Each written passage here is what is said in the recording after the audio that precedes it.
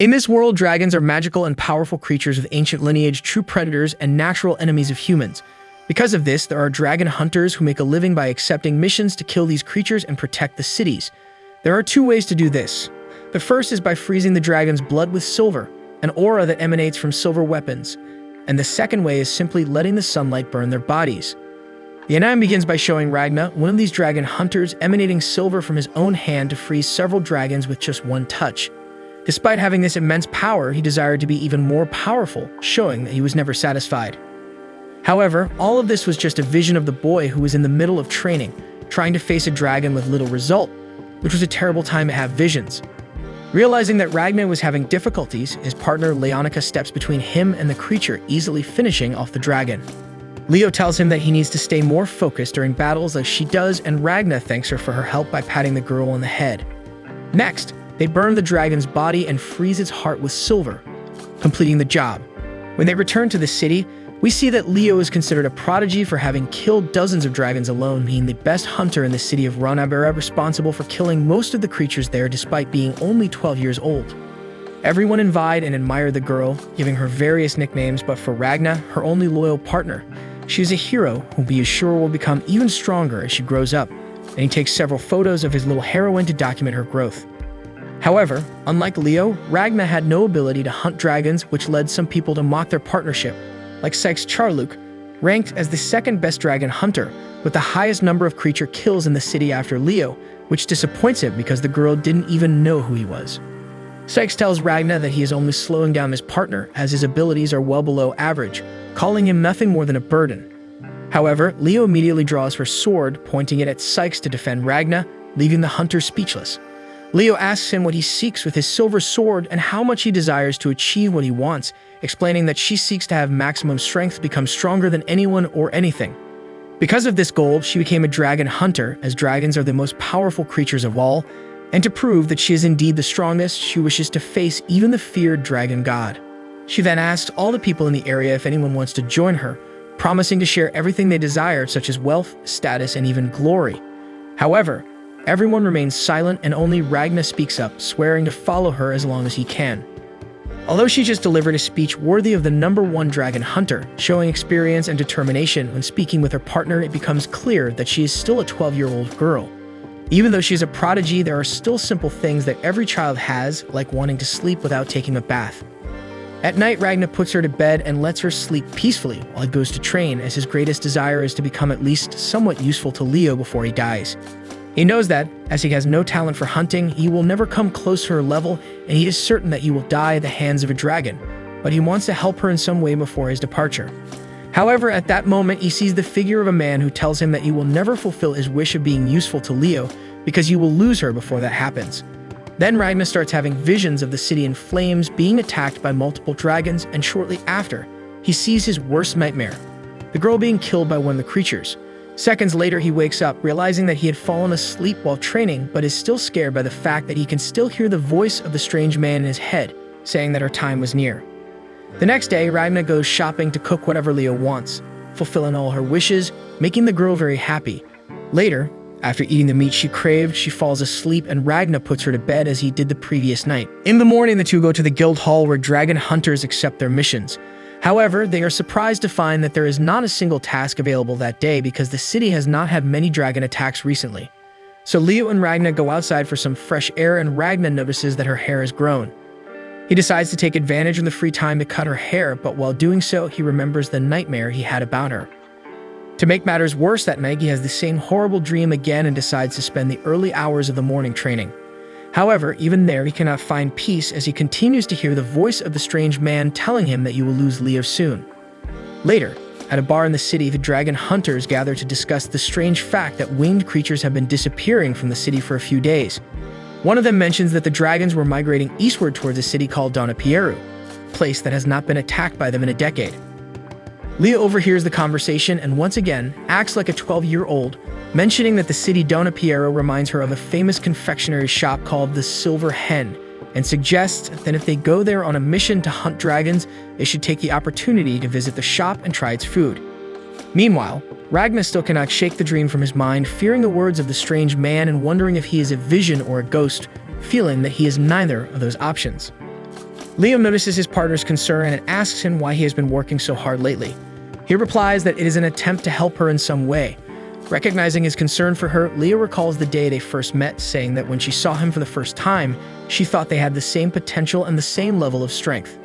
This surprises him because, apart from having no natural talent, he was still getting beaten up when they first met. However, although she admits that Ragna indeed has no natural ability to be a dragon hunter as she does, she says that her instincts tell her that he will become very strong somehow, though she cannot say when or why. Therefore, she promises to protect Ragna until that day comes. In a flashback, we learn about Ragna's past. His parents were eaten by dragons when he was only 3 years old, leaving him an orphan. Some relatives took him in, but shortly afterward, they too were killed by dragons, leaving Ragna with no one. That's when he was bought by a wealthy man, but some dragons burned down his property, leading him to believe that he was cursed. The rich man who bought him and his friends also blamed the boy's bad luck for what happened. They beat Ragna, accusing him of working for the dragons because wherever he went, dragons appeared shortly afterward, leaving only him as the survivor. Just when he had lost all hope of finding peace, he met Leo, who invited him to become a dragon hunter alongside her. She explained that having a special connection with these creatures was not a bad thing when you were hunting them, especially if you survived the fight.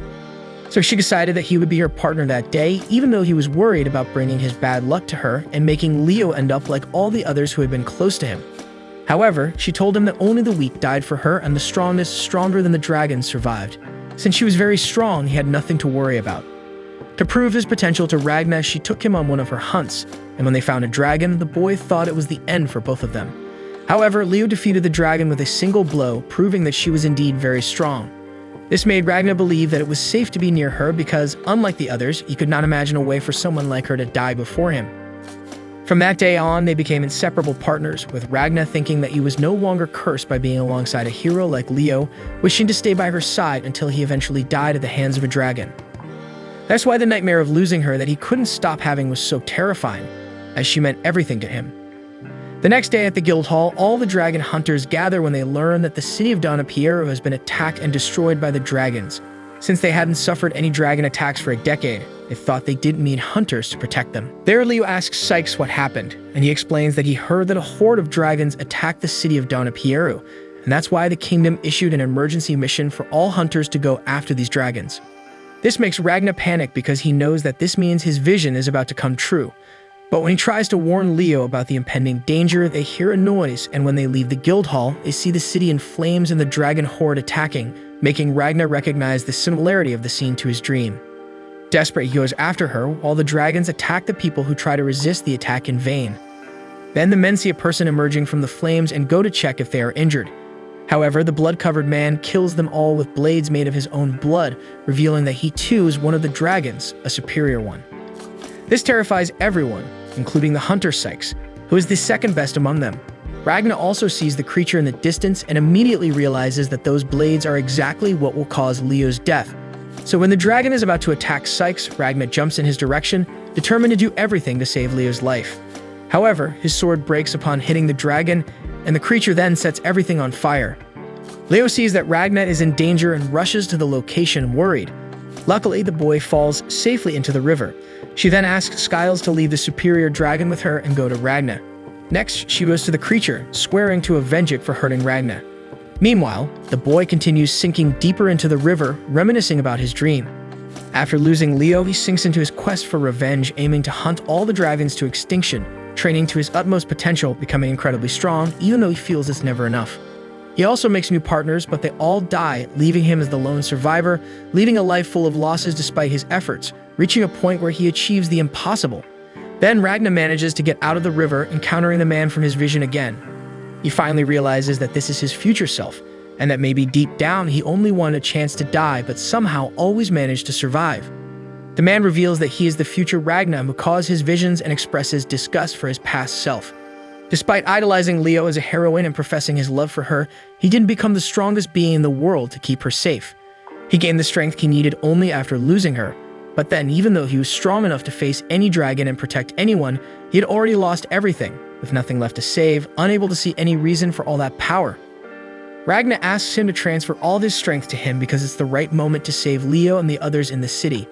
His future self agrees, hitting Ragna with his sword, causing Ragna to scream in pain, startling Skiles, who was keeping him safe during his visions. At that moment, his past and future selves merge into one, with Ragnar receiving all their memories and powers, understanding everything that happened, and the pain of becoming strong only after losing Leo. However, both Ragnars knew that this union came at a price, and they were both willing to pay it. Meanwhile, Leo is already tired of fighting the superior dragon, and he recognizes her strength. She also asks if he is the famous god of their kind, which annoys the creature. He says he doesn't come close to the grandeur of their god, and that she shouldn't even compare the two. After a long time of battling, he finally introduces himself as Grinwelt, explaining that he is the 10th seat of the Blood of the Wing, the most humble among all the superior dragons. This surprises Leo, as he has proven to be a formidable opponent. Grinwelt decides to have some fun and reveals why the city and the kingdom are marked for destruction. He tells her that their god has always loved the exotic dishes created by humans, especially the famous bakery in the city of Donapiero. However, even though he was a loyal customer, the bakery was robbed and went bankrupt. With the shop's bankruptcy, which was the reason the Wingblood dragons didn't attack the city, their god became extremely sad and angry. As a result, he ordered all of his lineage to destroy the entire kingdom. Grinwelt tells Leo all this to prove that the fate of the human nation was in the hands and whims of the god of the dragons. He insists that the battle between them and the hunters was never real because humans only survived when the dragons didn't take them seriously. He makes it clear that there was not a single human considered a threat to their species. After delivering the speech about how humans were completely insignificant compared to dragons, Grinwelt prepares to end the fight in Leo's life. However, at that moment, he senses a strange presence behind him, becoming frightened and even considering it might be an illusion. What he felt was the new power that Ragnar gained, making him incredibly strong and capable of freezing dragons with a simple touch of his hand, thanks to all the effort of his future self. Grinwelt remembers the memories of the adult Ragnar passing through his head. After losing Leo and spending 10 long years hunting dragons for revenge, desiring their extinction, he slowly became a part of his sword. Even though the fusion was painful, he continued to fight relentlessly. After 5 years, he had completely merged with his silver sword, making his own body a powerful weapon radiating silver. 3 years later, he developed a technique to increase the silver in his body. After another 4 years, he learned to control it at will. After a total of 10 years, he became a being far beyond human capacity, mastering his silver battle arts technique. All these years of training and techniques were now in the present Ragnar. Approaching Grinwelt, he senses a power similar to the one he felt around monarch dragons, those chosen by their god to lead dragon lineages. Despite feeling this supreme power from Ragnar, Grinwelt denies being afraid of a mere human and assumes his true form, enabling him to use his full potential. He starts another speech about how dragons are powerful and humans are weak and inferior. However, in a matter of seconds, Ragnar freezes Grinwelt completely and shatters him, leaving nothing of the supreme and chatty dragon. With everything finished, Ragnar finally comes to his senses, realizing he had saved Leo's life and changed his future of pain and suffering. He runs to her, barely believing what happened, and starts crying, relieved that he still has his partner by his side. As he cries as if the world were ending, she tries to reassure him, saying that everything will be okay and recognizing his hard work to become so strong. He says that someone else worked hard to achieve those results, someone who was no longer there despite Ragnar knowing how much he suffered and missed Leo. Meanwhile, somewhere in the sky, filled with gears for some reason, the future Ragnar meets a girl who tells him that even though he and his past self have accepted the price of their fusion, the past Ragnar won't live for much longer. She notices that in all those years she knew Ragnar, she had never seen him make such a sentimental expression as he was making at that moment. Even after all that time together, this was the first time she saw him without a somber look. However, what mattered now was that all their hopes of creating a world where no dragons existed were entirely in the hands of their past selves. On that day, the dragons attacked 7 cities in the Eastern Kingdom, and out of the 7, 6 were completely destroyed, including the capital. However, on that same day, the Dragon Reaper was born. After that, in Ragnar's city, the dragons mysteriously disappeared and they managed to put out the fire despite the numerous casualties and the destruction of half the city, including the inn where Ragnar and Leo lived. So the two were left without a place to sleep and had to take shelter in the home of the hunter Skiles, with the boy still in shock that he had truly prevented his nightmare from happening. When Skiles enters the room where the two are, Ragnar tells him that the best thing they can do is leave the city and head toward the nearby border because the dragon god demanded the kingdom's destruction, and the creatures treat his demands as law, so they won't give up on attacking the place. However, if they move away from their target, everyone could be safe. Skiles questions why Ragnar suddenly became intelligent and extremely strong as he had no talent before. He asks how Ragnar gained all that power to defeat Grinwelt so easily, but before he can answer, Ragnar falls asleep on his bed. Leo explains that even though he spent many nights training hard while she slept to achieve those results, all that strength was draining him and making him unstable. At that moment, Ragna starts calling for Leo, and she tries to reassure him that she's right by his side, but he continues to call her name. Suddenly, she and Skiles hear a noise and go to see what it is, leaving Ragna sleeping. Outside, they are startled to see that, for some reason, the forest is attacking them.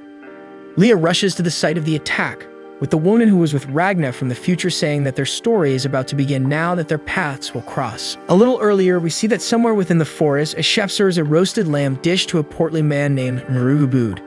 Clearly, the chef and his staff were very afraid of him, and with good reason. As soon as he tastes the food, Marugabud exclaims that he found the meal delightful, but nothing compared to the taste of the chef. He reveals himself to be a very hungry dragon. He devours the chef, leaving his two staff members horrified, but they also don't last long. Next, he moves on to the last person standing and says that the dragon god demanded the destruction of all humans in that kingdom, which means he can devour as many people as he pleases. Then his tentacles start to spread throughout the city like vines, which are the attack Leo and Skiles saw coming toward the forest. The dragon captures the poor girl and prepares to feast on her, just as he did with the others. Meanwhile, dragon hunters rush into the forest, trying to defeat the tentacles they encounter on their way. However, Skiles doesn't understand how a dragon is attacking because they are creatures that should not withstand sunlight. This makes him doubt if they can trust something as basic as this information. Nearby, Leo is attacking the relentless tentacles that keep emerging. Suddenly, she notices that many of them have just destroyed Skiles' house's roof and captured Ragna, who was still sleeping soundly. She rushes to save him, but the tentacles prepare to attack her. However, with Leo in danger, Ragna immediately awakens from his slumber, radiating silver from his body, freezing all the nearby tentacles, which catches the attention of the dragon and the hunters nearby. He then realizes what's happening and runs towards the dragon, completely ignoring Leo, who is calling for him, asking him to wait for her, but ends up falling behind because she struggles to keep up with his pace. Ragna doesn't hear her calling his name because he feels guilty for feeling relieved after saving her and lowering his guard, realizing that he should have known the danger was far from over. He then spots the dragon and delivers a powerful kick to its face, sending it flying and releasing the girl. Ragna believes that the only way to change his future and prevent everyone around him from perishing at the hands of the dragons is to not rest until they are all exterminated by his own hands. However, he wonders if he is truly capable of such a task, considering that even his future self couldn't succeed. It's only at this moment that he recognizes the girl right next to him and realizes she is Crimson, his future partner. Ragna believes that Crimson must have come to find him, but her reaction indicates it was merely a coincidence. Nonetheless, he remains excited because now they can join forces in their mission to exterminate the dragons. However, the girl denies being Crimson and begins to introduce herself. Ragna interrupts her, claiming her name is Eliza Yorkshire, a 14-year-old girl from a farming village, where she worked for a man whose property was attacked by a dragon and she disappeared since then. Ragna insists that at least that was the story she told him in the future, but she corrects him, saying she doesn't understand and clarifies that her name is Elise. Ragna cuts her off again, stating that he knows she is the dragon monarch Crimson, a former Bloodwing progenitor, considered a traitor by her kind for attempting to kill their god. Ragna continues, explaining that it was Crimson who also bridged the future and the present so they could achieve their goal of exterminating the dragons from the world, including himself.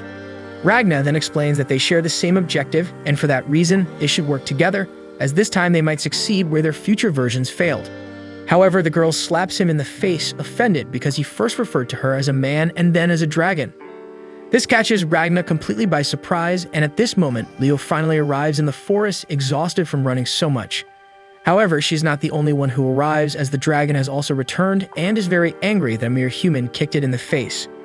He attacks Ragna, determined to tear him apart, but Ragna tosses a small ball into the dragon's mouth, causing it to explode as he carries Leo to a safe distance from the blast.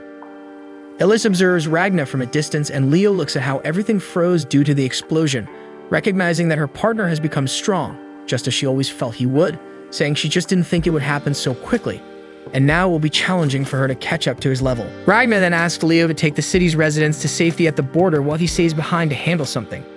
He mentions that he will meet her once he's finished, but Leo insists that they won't part ways and she will stay with him.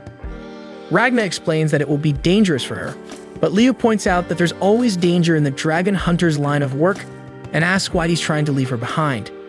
Ragna attempts to explain that they will only be separated for a short time, but this leaves Leo irritated.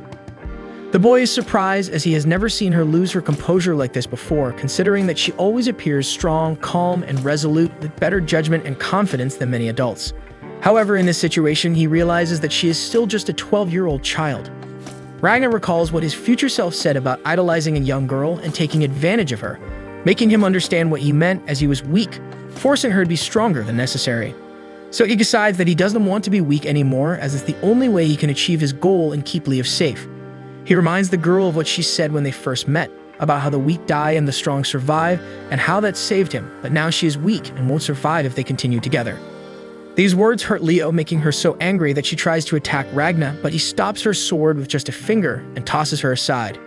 He then bids her farewell, and Leo loses consciousness. When she wakes up, she is already on her way to the border, being carried by Skiles. The hunter asks what happened between them, and Leo recalls when she told Ragna about her goal to become the strongest in the world. She had held that goal since the first time she wielded her sword, but when she asked if he had a similar dream, he said that as long as he was with her, everything was fine. This brings tears to Leo's eyes because he has now achieved the maximum strength she has always strived for, without understanding why he left her alone. From a distance, Ragna watches as she and the other town's residents depart, and Lise asks if he really wanted to separate from Leo in that way. Ragna cries, saying that he can only be near people if their loss won't hurt him or if they won't die. He goes on to call her Crimson again, which irritates the girl. She says that if she were truly a dragon, she would have died as soon as the sunlight hit her. Ragna insists that the sun is not a problem because his Silver Art's powers are locked, and even though she can't use her powers properly, her weaknesses have disappeared. She tells Ragna to fulfill his mission of destroying the dragons alone and asks him to stop referring to her as a man. However, he says that she can change her gender and age at will, despite her continued denial of everything he says. This makes Ragna wonder if he will ever gain her trust. He remembers that the future Crimson said the story would begin when their paths crossed, even though it would take some time for her to trust him. So he tries to win the girl over by mentioning the things he knows and what he can do for her, explaining that he is well-versed in arithmetic and accounting, as well as reading and writing since he studied to assist Leo. He also says he can cook delicious dishes and perform other household chores, and he can make her life easier by doing various tasks for her, promising to do all the activities for her, just like he did for Leo. However, Lise finds everything very strange and refuses to form a partnership with him. At this moment, Ragna collapses with a fever, and while he's unconscious, she decides to examine his body, inadvertently revealing her dragon eye. In the future, Ragna met Crimson after defeating a dragon. She appeared to him, admitting she was impressed that a human body had reached such a high level of power. He quickly struck her down, but Crimson reappeared, asking them to join forces as together they could exterminate the dragons. However, as he was a dragon himself, Ragna struck her down again. Crimson reappeared once more, but this time with a different age, insisting that they work together. In the present, Ragna finally awakens, and Lise tells him that she helped him because she couldn't abandon the person who saved her. Ragna thinks he fainted because his body hadn't acclimated to the silver battle arts yet. Lise then asks if it's true that the dragon god ordered them to destroy the kingdom, and Ragna confirms it, saying they need to start hunting all the dragons right away. He explains that they had already accomplished this more than 20 years in the future, but now that they met earlier, they could start the hunt sooner. However, she continues to pretend not to understand, as no human knew her true form, and she doesn't understand how he knows about the future, as something like this had never happened before. Still, she admits that it seems to be quite fun, because while examining Ragna's body while he was asleep, she discovered he is fused with his silver sword, which allows him to generate and emit it. She doesn't understand how it works, but it's evident that Ragna's potential is incredibly high, which excites her and makes her want to test this new method of killing dragons. Suddenly, a dragon flies past them in the direction of the city where the people were. Immediately, Ragna carries the girl and starts running towards the dragon, determined to save the people. He asks if she has any orders, making it clear he will obey whatever she commands, which excites her. She denies being Crimson once again, but orders him to destroy all the dragons. Then, after reaching the location where all the dragons were flying, Ragna prepares to face them, creating several silver swords that defeat the dragons one by one. Crimson examines one of the weapons and realizes that, while not very well made, it has enough potential for a second-rate hunter to eliminate even superior dragons. This makes her imagine how incredible it would be if they could equip an army with such weapons. She then releases her servant, a slime inside her stomach, and finally takes on the appearance of Crimson, eliminating the remaining living dragons. Ragna is pleased to see that he was right about her being Crimson, and she says she'll accept joining forces with him on the condition that he drinks a poison that will only take effect if he attempts to rebel against her, as his silver power poses a threat and she needs some guarantee. She tells him to drink it if he truly wants to be used by her, thinking she will have to deliver a convincing speech to persuade the boy. But Ragna drinks the poison without hesitation, which surprises her. She asks why he is so determined to exterminate the dragons. Ragna explains that it's the only way he can protect everything that his future self lost. Crimson comments that it doesn't sound like a very heroic goal because it seems to be for his own benefit. However, that doesn't matter much to her because she will use and guide him on the path to the extinction of their kind, eliminating all 6 dragon lineages and then their god. But she makes it clear that when their mission is complete, Ragna must eliminate her to wipe out all the dragons from the face of the earth completely. He agrees to Crimson's terms, realizing that he has heard the same speech from her in his future. With him accepting all of her terms, she says they can start the story of how they will exterminate all the dragons in the world. After reaching an agreement with Crimson, Ragna gets to know Slime better, who appears in his human form to question the way he was speaking with his master. Ragna acts as if he already knew him, which irritates Slime. Slime asks Ragna to address him as Lord Slime because he is Crimson's #1 servant. However, she interrupts and asks Ragna to tell her about the future. He explains that they lost the battle against the dragons, but Crimson already knew that and asked Ragna for more details, such as how many dragon monarchs he killed. Crimson bombards the boy with questions he couldn't answer, and Ragna explains that he only has a general outline of the future's memory, but doesn't remember details. Ragna says he only recognized Crimson after seeing her, meaning he needed a trigger to access his memories, which Crimson finds quite convenient. Ragna asks if she was suspicious of him, and Crimson explains that she's suspicious of everyone except herself. She then asks if Ragna can use his strength to its full extent or if he can only remember the basics. Ragna explains that his strength doesn't depend on his brain but on his body, allowing him to access his full strength. Meanwhile, a superior dragon is enjoying the screams of the girls caught in its tornado, making him feel even more in tune with the wind. After some time, some dragon hunters engage in battle with the creatures, but they are no longer confident and don't feel like true hunters. At that moment, Ragna appears and swiftly eliminates all the dragons with his silver aura. Crimson expresses her interest in seeing how the boy's power works, and immediately Ragna says he will eliminate as many dragons as she wants, but Crimson doesn't want Ragna to do anything. She wants the dragon hunters to handle it. She introduces herself to the people, assuring them that everything will be fine because Ragna, the Reaper, has eliminated all the nearby creatures. She claims the boy is a dragon hunter who has already defeated several superior dragons, and she's a mage and his companion. Most of the magic in that world belongs to the superior dragons, but there are a few human magic users, though they are so few that no one knows exactly what magic is despite being aware of its existence. Crimson decides to take advantage of the people's limited knowledge of magic by using her power and pretending it's magic. They believe that Slime, who was devouring the dragon's bodies, is also a type of magic, and Crimson invents that he is a pet she created. Everyone is impressed with her power, and she encourages them to repeat multiple times how amazing magic is. After repeating the same phrase several times, one of the dragon hunters introduces himself. His name is Michael, and he tells Crimson and Ragna that there is a dragon that only the two of them can defeat. He explains that everyone there fled from a tornado that clearly had a sinister creature inside it. Crimson realizes that the man is talking about the third seat, the third dragon from the top, which personifies the wind, named Dizistraw. Ragna starts to leave, determined to hunt the dragon, but Crimson stops him by throwing him to the ground. The boy had exerted himself so much that he had completely worn out his muscle fibers in a way that he couldn't even stand up. Ragna hadn't realized how drained he was until she threw him to the ground. Crimson tells Ragna that he needs to remain immobile for about 3 days and asks him to leave everything to her. She then explains to the dragon hunters that the Reaper is injured and unable to move. Michael is worried and asks if she couldn't solve the situation with magic, as they were their only hope. But Crimson explains that if he exerts himself now, he could end his dragon hunter career.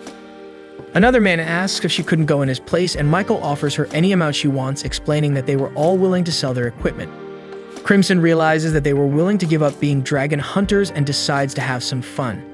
She declines Michael's offer and asks why they were so obsessed with hunting Dizistraw.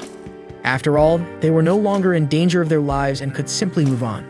She questions why they offered to pay any amount for the two to defeat a dragon that was no longer a threat to them. However, Crimson knew very well why they were doing this, as Dizistraw had a wide attack range. Anyone in its path had to run quickly without a moment to spare. If they all survived a dragon like that, it could only mean they heard people pleading for help behind them but ignored it to escape. After a while, they heard silence because those who begged for help had already been caught by the wind and felt the excruciating pain from its cuts.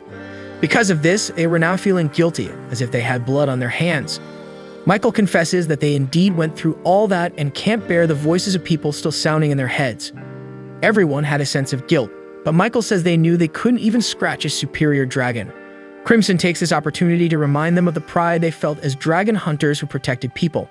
Michael remembers the feeling, but at the moment, they all felt weak, seeing themselves as prey of dragons, not heroic hunters.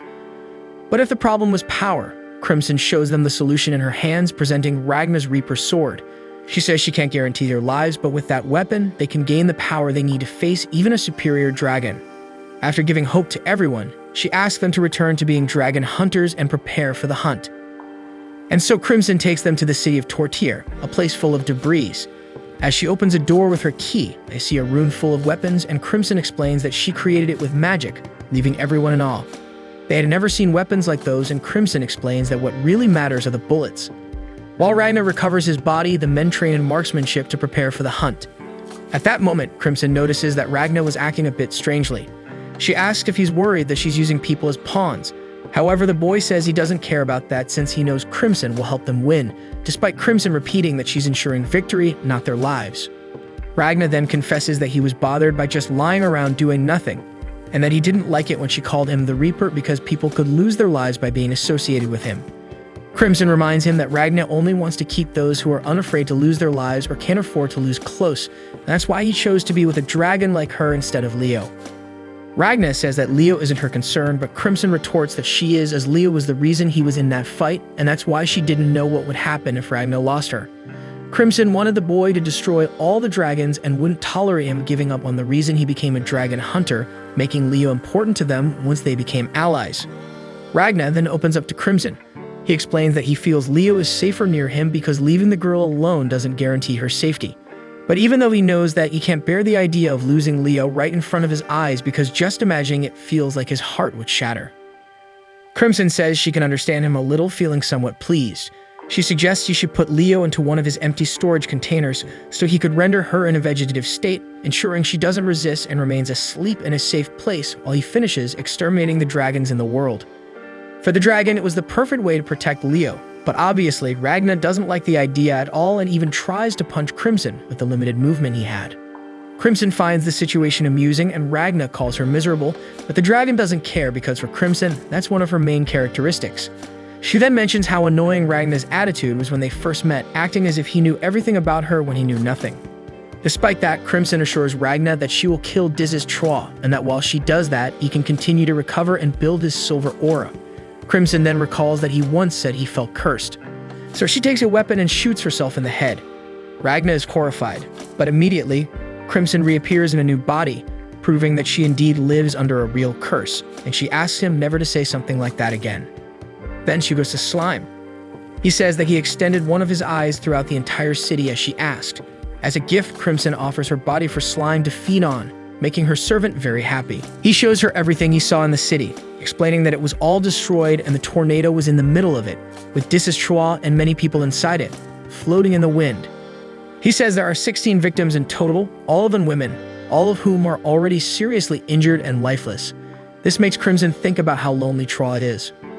But while he was busy, he wouldn't bother anyone, so she decides to take advantage of the situation. While thinking, Slime feeds on her body, becoming very excited. Crimson then says it's time to attack because there are no survivors in the city, making it much better for them. However, she decides not to reveal the entire situation to Ragnar and the other dragon hunters. And so at night, Crimson says it's time to attack and gives a motivational speech, telling everyone that that day the true dragon hunters will act and eliminate an evil dragon disturbing the city. Her words make all the dragon hunters celebrate. Then they set out for the hunt, trusting Crimson completely. Diz's Troll notices them approaching and thinks that help came too late because there was no one left there who could be saved. However, no matter how much he wanted to have more fun, Diz's Troll knew that the sun would rise soon and thought it best to leave while there was still time. But Crimson grabs a megaphone to say that they are the dragon hunters who will take advantage of that morning to eliminate an evil dragon disturbing the city. She continues saying that the dragon is just a lonely being pretending to communicate with the wind when it's just a monologue. She even says that he is a creature bored of standing in the middle of nowhere by orders of a crazy master. Thinking that a mere human was saying these words, Diz's Troll becomes irritated that such a weak creature would speak this way of the dragon lineage. He believes that whoever said those words clearly didn't know him, as he is a winged blood, a third from the top, the dragon of the wind, feared by all for causing excruciating pain with his tornado. The man begins a giant monologue about his superiority, but it only proves that Crimson was right, and he was indeed a very lonely being, now wishing to take out his frustration on the dragon hunters. While everyone prepared to proceed with the plan, Michael couldn't help but ponder how they had spent 2 entire days preparing for that attack, putting complete trust in Crimson and pushing their fears aside. However, as he witnessed the enemy's power, Michael began to doubt whether they could truly face a superior dragon like that. Despite his fear, he stood firm and encouraged his companions to press on. The Disastrous tornado was twice as fast as the vehicle they were using. Knowing this, Crimson planned to drive towards the sun, combining the attack of sunlight with a silver attack, since only one of them wouldn't be enough to defeat a dragon like that, as his body regenerated faster than it received damage. The hunters followed the plan and fired at the dragon. Contrary to what all the hunters believed, the silver didn't freeze the dragon's blood, but rather the magical power flowing around it. It was the silver that started to freeze the Disastrous tornado. However, unbeknownst to him, the bullets were regular, and it was actually the silver aura of Ragna, hidden and recovered, that was freezing his tornado. Disastrous thought that this trick wouldn't be enough to destroy his tornado. However, at that moment, Michael fired, this time using a genuine silver bullet. Although the tornado managed to resist the attack, it was significantly weakened. This infuriated Disastrous, who still believed that the mere hunters were deluded to think they could face a superior dragon like him. The hunters continued to shoot, and Crimson found it amusing. Then, thanks to Ragna's silver aura, the dragon's tornado dissipated, causing it to fall. Slime captured Disastrous and threw him onto the silver lance of the hunters, and the dragon began to freeze. Disastrous was shocked to realize that the humans had indeed defeated him. The dragon struggled, trying to conjure his tornado again, but he was too weak to use his power. As the sun began to rise, the dragon started to burn, successfully concluding all parts of their plan. Suddenly, Disastrous managed to break free from the hunters, still impaled on the silver lance, but Crimson ran him over. Too weak to fight, Disastrous understood that he was defeated and wondered how a dragon like him could be defeated by mere hunters. After all, he was a super powerful, superior dragon capable of creating 8 tornadoes at once. Crimson, who knew his abilities, realized that if he had used them, the group would never have been able to defeat Disastrous. But his pride had driven him to want to defeat the humans without using his full power, leading to his downfall. Crimson noted that after Silver and Sunlight, pride was the 3rd weakest point of every dragon. However, even though she possessed all the necessary knowledge to defeat Disastrous, the plan was actually Ragna's. He knew that Crimson had the knowledge to defeat any dragon she wanted and didn't need to know about the future.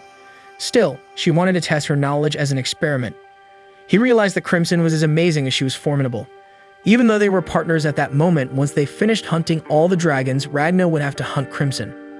After they finished eliminating the Wind Dragon, everyone bid their farewells, and Crimson erased the hunters' memories, causing them to forget about her. Afterward, Crimson disappeared, and the hunters thanked Ragna, saying they wouldn't have been able to defeat the dragon without his help.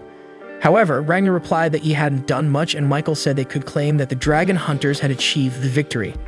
After the hunters left for the border, Crimson showed Ragnar a radio. In the broadcast, the royal army of Reese sent a message to all the kingdom's subjects. All the borders were under attack by dragons, and they were instructed to follow the local authorities' guidance to evacuate to the capital, where they would receive shelter. However, it was explicitly stated that no one should approach the borders. Upon hearing the message, the two realized that it was clearly a trap set by the dragons, who were blocking all the exits to lead people to the capital, gathering everyone in one place, so they prepared for a new hunt. 5 days earlier in the capital, King Femid Reese received news that the dragons had destroyed the city of Donapieru and decimated his army. The informant recounted that in the middle of the night, many lightning strikes had struck the city, and several dragons had attacked simultaneously. The king instructed the informant to gather the troops and send reinforcements from the cities of Ronabarilla and Tortir immediately. Additionally, he asked them to hire as many dragon hunters as possible, emphasizing that they should avoid superior dragons at all costs. The king then pondered the lightning strikes that had hit the city, and his advisor mentioned the similarity to an event that occurred 20 years ago when Garnus's army invaded the Dornapiera region and was decimated by an unknown dragon that shot lightning. The king had hoped that the dragons living among them could coexist peacefully, and wondered why the dragons were attacking at that particular moment. But he remained calm because the city was protected by a barrier, and not even the strongest superior dragon could breach it. Ironically, at that very moment, a dragon appeared. She was a winged girl who looked like an angel. She apologized for her unexpected visit and introduced herself as Artemisia, a first-level dragon from the winged lineage, crowned by the dragon god. King Femid recognized her as the dragon with angelic wings known as the King of Wings. Artemisia was pleased with the title given to her by humans. He asked how she had managed to breach the barrier. The capital was protected by a solar wall that absorbed sunlight's energy and converted it into a protective aura, making the city glow even at night, known as the sunset technique. Artemisia reassured the king that the barrier was working perfectly, and that it even made her struggle with the heat. Realizing that his barrier didn't affect Artemisia, the king thought of her as a mysterious being no one knew much about. Femid didn't understand her true role in the war between humans and dragons. Seeing the king's concern, Artemisia assured him that his subjects couldn't move, but nothing bad would happen to them. She explained that she had frozen the world with her temporal manipulation magic to prevent the city from panicking about her visit. She apologized for freezing his city and explained that she did it because she wanted to talk to the king and offer her apologies. This caught King Femid off guard. Artemisia explained that it was never her intention to attack Dornapieru, but one of the dragons had done so without waiting for her orders. She was left with no choice but to punish him for his actions and go there to apologize. She said she was sorry for not being able to stop the panic caused by the destruction of Dornapieru. Her actions, combined with her angelic appearance and gentle voice, made King Femid question if she was really a dragon. He wondered why he could still move if she had frozen the world, and since she claimed the barrier was working, he wondered whether he should attack her or not. However, Femid thought better of it and concluded that attacking her was not the right course of action. Not only was the winged dragon not showing herself as a threat, but it would likely lead to war against her entire lineage, resulting in the annihilation of his kingdom. The king decided to accept the dragon's gesture and bowed to her. Femid then said he accepted her apologies. Artemisia was grateful and said it only made her task more painful. She wanted to prevent her subjects from suffering and offer a quick and painless end to all of them. This left King Femid in shock. He remembered that Artemisia had said she didn't want to attack the city. However, she clarified that she didn't want to attack the city, but Femid's kingdom had to be destroyed because that was the will of her all-powerful god. Artemisia said she had planned to do it quickly and discreetly, but the attack on Dornapieru prevented her from doing so because the population panicked and some subjects even wanted to escape the kingdom. Therefore, Artemisia ordered her subordinates to go to the borders to block the passage and prevent people from fleeing. King Femid asked Artemisia to stop her subordinates, but she refused to do so. He then asked if she wished to start a war. Artemisia replied that there wouldn't be any war, only the massacre of him and his kingdom, apologizing once more for having to do it. Femid attempted to negotiate, but Artemisia said it was not possible. So, with no other choice, Femid decided to act and use the power of the barrier to launch an attack against Artemisia. His ring glowed and it caused all the city's lights to go out, concentrating all the solar energy from his barrier into a single point to strike Artemisia. However, just before releasing the attack, Femid was suddenly attacked by one of his subjects, Borgias, who revealed himself as Artemisia's subordinate. Another subordinate, Nebulime, stepped in front of Artemisia to protect her from anything that could harm the King of Wings. Artemisia thanked Nebulime for protecting her but questioned Borgias, who had fatally attacked King Femid with a devastating blow, as Artemisia had not ordered him to kill the king. She expressed her disapproval of such cruelty and decided to use her power to turn back time to before Borgias launched his attack against Femid. Everything returned to how it was before, and she apologized to Femid once more because it had not been her intention to kill him in that manner. Femid was in complete shock, realizing that he was alive again after being certain that he had been killed by the attack just moments earlier. Artemisia then explained that she had manipulated the flow of time with her magic to turn back time before the attack. Femid was awestruck by her immense power, considering Artemisia not just a dragon but perhaps a deity. However, she clarified that she was merely a servant of the true god and that it was the will of this powerful deity to destroy Femid's kingdom. The king then realized that humans could not face even the power of one of this deity's servants, let alone the power of the dragon god. Artemisia said that soon everything would be destroyed and none of them would be able to escape as it was their destiny according to her god's will. She explained that she had a way to spare them from suffering, but she needed King Femid's assistance. Her plan was to eliminate as many people as possible quickly and painlessly. She told Femid that, as a king, he must help guide his subjects. With no other choice, he agreed to help her achieve her goal. The royal army of Lys conveys a crucial message to all citizens. They report a large-scale dragon attack occurring in a city near the border. As a result, all citizens from every city should follow the royal army's instructions and evacuate directly to the capital. In the king's castle, a soldier informs His Majesty Femid Rees that the number of refugees keeps increasing, and at this rate, it would be challenging to continue allowing entry to everyone. The king, with an empty gaze, says that this is not a problem and that everyone should be let in. He reassures that there's no need to worry about the future and that everything will be fine. On the other side of the city, a black-headed figure on a lance comments that no matter how proud or capable a person may be, after they die, they seem to lose their soul. He is referring to the king, as apparently his spirit has disappeared. Then Artemisia arrives and says that she thought he would be a pile of ashes by now. The figure responds, expressing great happiness at her presence. She informs him about the entire situation. The plan was already in motion, and in 10 days, all the people gathered in the capital will have a peaceful death.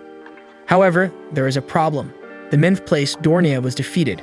The culprit was Starly Elise, the second princess of that kingdom. The figure mentions her as the Silver Princess and the Argentum troop. The queen reveals that she has sent the 5th place and the 6th place after her. The figure questions if she would prefer him to go after her, but she responds that she has another mission for him. The 3rd place, Disistroal, the 8th place, Marugabud, and the 10th place, Grimwelt, disappeared near the southern border. The figure suspects it might have been the Solarian or another dragon lineage, but the elder says it's a completely unknown threat. Then Artemisia hands over her heart to the figure, allowing him to regenerate his entire body. Artemisia mentions that his punishment is temporarily suspended and orders him to subdue the insurgents. It is then revealed that he is the 2nd place, Woltekamui. He accepts but asks if he'll get a kiss as a reward. The queen gives him a smack in the face and tells him that he never learns his lesson. The demon has fun irritating his progenitor. Artemisia urges him to go, but he asks for a moment to enjoy it as he is a very fast being. Then in the form of lightning, he flies away. Suddenly, we see Ragna from the past in a desolate land surrounded by all the mature dragons. He came there while chasing the winged blood but was captured and pinned down with needles piercing his arm. Once again, he survives without doing anything and starts screaming with anger, but Borgias kicks him in the stomach and orders him to be silent. Borgias asks everyone how they should deal with that human while everyone else had died. He asks for their opinions. Chantioras, the 12th place, is bold and believes there's no other option but to kill him as he sees no reason to let him live. Barong Shura, the 11th place, suggests making him food for those who want to eat. Grimwelt, the 10th place, suggests stabbing him and exposing his carcass. Dornian, the 9th place, prefers to use him in her experiments since she's developing a new floral arrangement with humans. Maruvabu, the 8th place, claims to have a cruel and unusual murder method. Ultozora, the 6th place, expresses no interest in that terrible and pathetic man, so they can do as they please. Terratectra, the 5th place, is also indifferent. Nebulum, the 4th place, believes they should kill him in the least painful way possible. Disistroal, the 3rd place, wants them to finish it quickly because the humans' moans are very annoying. Ragna can't move even an inch. He laments that the only thing he can do is groan. He wonders why he's still alive and didn't die that day with Leo. Ragna is frustrated with his weakness, but at least this time his life won't be spared, so it's alright. After all, he's tired of everything and just wants to finally find peace. Woltekamu realizes that Ragna wants to die and lifts him up by the neck, saying they now have a decision. They won't kill Ragna so he can burn in the fires of his own hatred and despair at his weakness. Dissis says he doesn't care about Woltekamu's selfish opinion and tells him to get it over with. Woltekamu questions when they became so soft-hearted. He releases Ragna and asks if anyone opposes his opinion, then Artemisia appears and strikes him with her lance, saying she disagrees with his opinion. The dragon's head pops out of his body with a blow and he falls to the ground. Artemisia explains that she despises those who disturb the group's harmony and tells Woltekamu to shut up. Artemisia has heard everyone's opinions but asks them to accept her desire. She says she would like to welcome him as part of the lineage. Everyone is surprised and Woltekamu, as he puts his head back, questions why she wants that. However, he is hit again by Artemisia and falls to the ground. The queen approaches and introduces herself as Ultimacia, the progenitor of the winged blood. She notices Ragna's sword and recognizes it as one used by dragon hunters from a kingdom that once existed. Despite being a lovely country, she destroyed all of them, except Ragna, who survived that day and also survived today. She is very pleased and believes it must be God's will, so he has permission to live. Ragna has no idea what she's talking about. Then Ulto explains that being part of the lineage means an invitation to be transformed into a dragon. The others explain that despite people thinking that superior dragons like them are menial dragons who can assume human form, that thought is entirely wrong. In reality, inferior and menial dragons are mere beasts born from their blood. They, mature dragons, used to be human but received blood from their progenitor and transformed. Therefore, Ragna should be happy because he will receive the gift of evolving into a life form far above humans. However, Ragna absolutely does not want to become a dragon like them, as they killed Leo and many other people he cared about and could come to care about. Ragnar hates the dragons so much and refuses to become one, but he doesn't have the strength to say a word. Ulto says that if he becomes part of the lineage, all of his hatred will disappear, just as Ulto's did. Artemisia says that despite the nonsense Wolt Camus spoke earlier, she wants to save him from that hell. She creates a blood blade with her powers and says she will stab it into his heart. When she does that, the transformation will begin. Ragnar uses his last strength to beg her not to do it, but she asks him not to be afraid, as he won't cease to be himself. However, the way he sees the world will change. Artemisia plunges the blood blade into Ragnar's back, piercing his body and going straight to his heart. His transformation begins and he screams in agony. So Ragnar wakes up startled in a train carriage next to Crimson and Slime. He mentions it felt like he was having a fun dream, so he didn't wake him. He also tells Slime to keep quiet. Crimson asks if he remembered anything useful. Despite Crimson being a jerk, he's still better than Ultimacia, as her gentle demeanor while killing countless people is terrible for Ragnar. He promises to hunt her down no matter what it takes because he's stronger now. Crimson still doesn't know how much of his own power Ragnar can use, and he's also unaware of the price that must be paid to use it to its full extent. So he prefers to wait a few years and fully prepare to kill Ultimacia. However, the Queen must already be aware of the strange activity near the border, and by now, Woltakumbu must be free because he's the most powerful fighter of all. Without his protection, this is the perfect time to set an ambush against Ultimacia. So if Ragnar defeats the Queen, it's a bonus. But if he loses, Crimson will save him because he's an irreplaceable tool.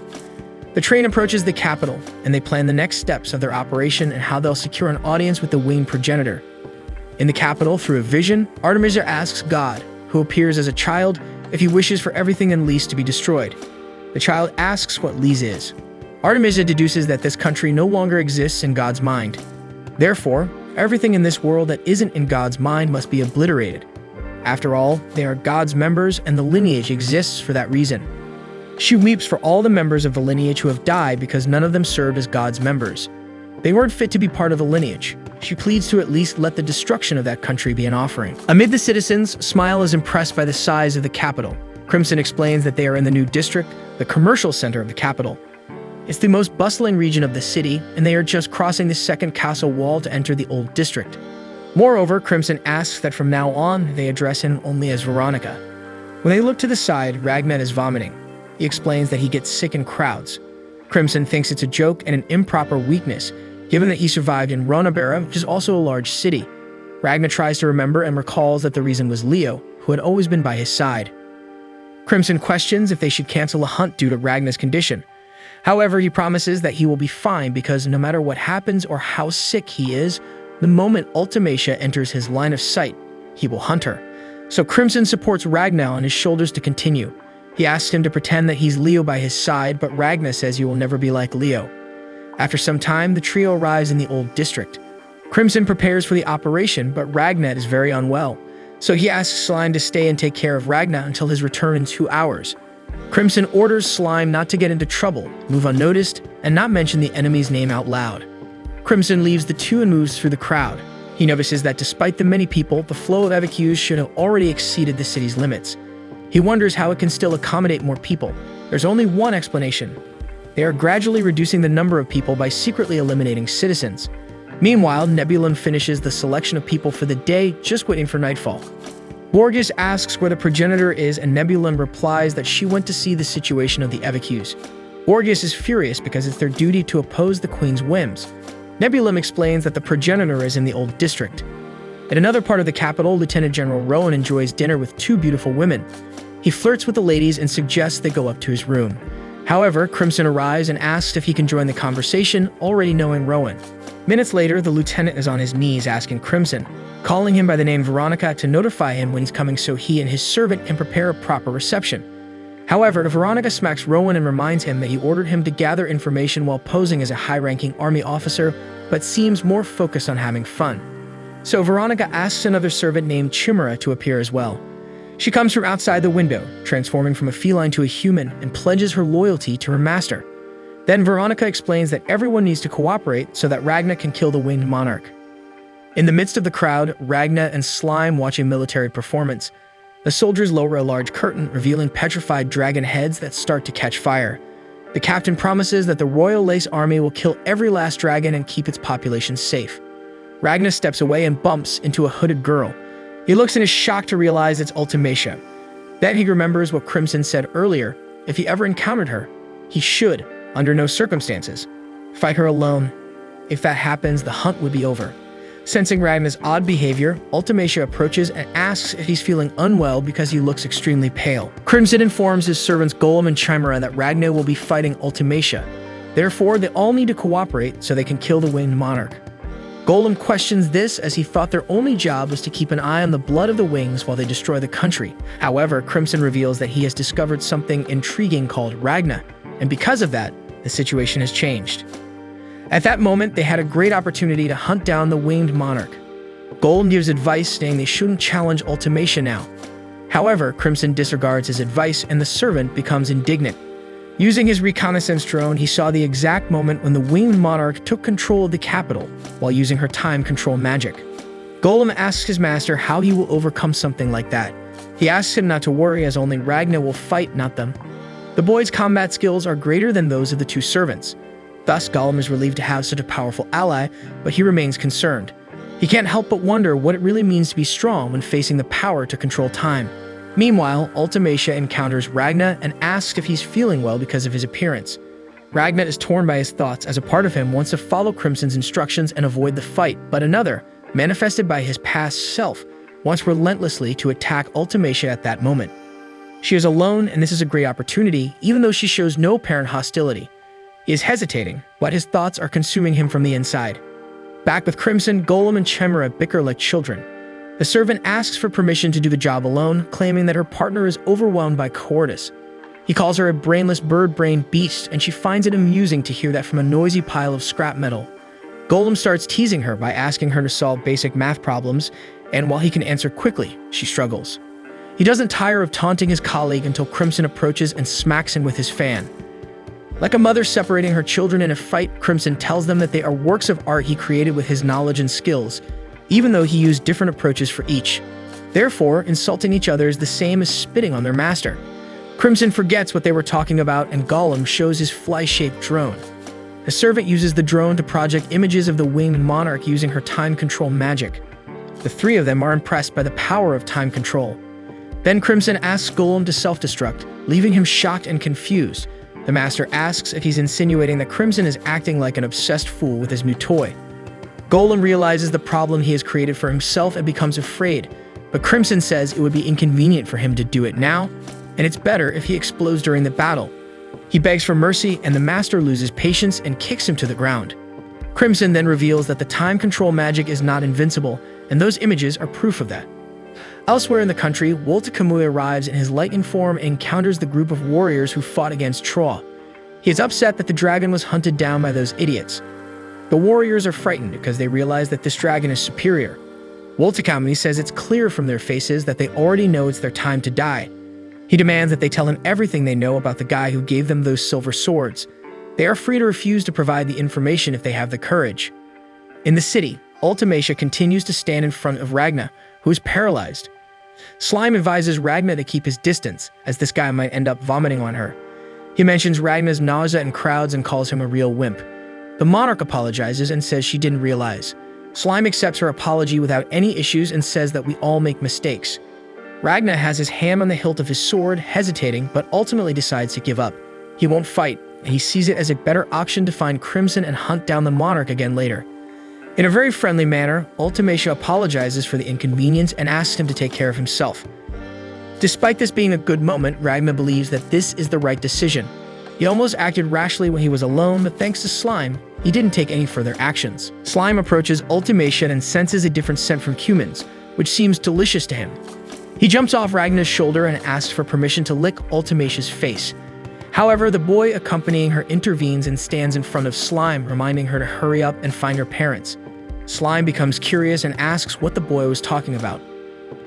Ultimacia explains that she was helping him find his parents. Ragna is inwardly furious to hear this as he remembers all the harm that the monarch has caused throughout his life. He can't believe that someone like her is being kind to that child. Ragna asks for the reason but quickly regrets it, as it might raise suspicion.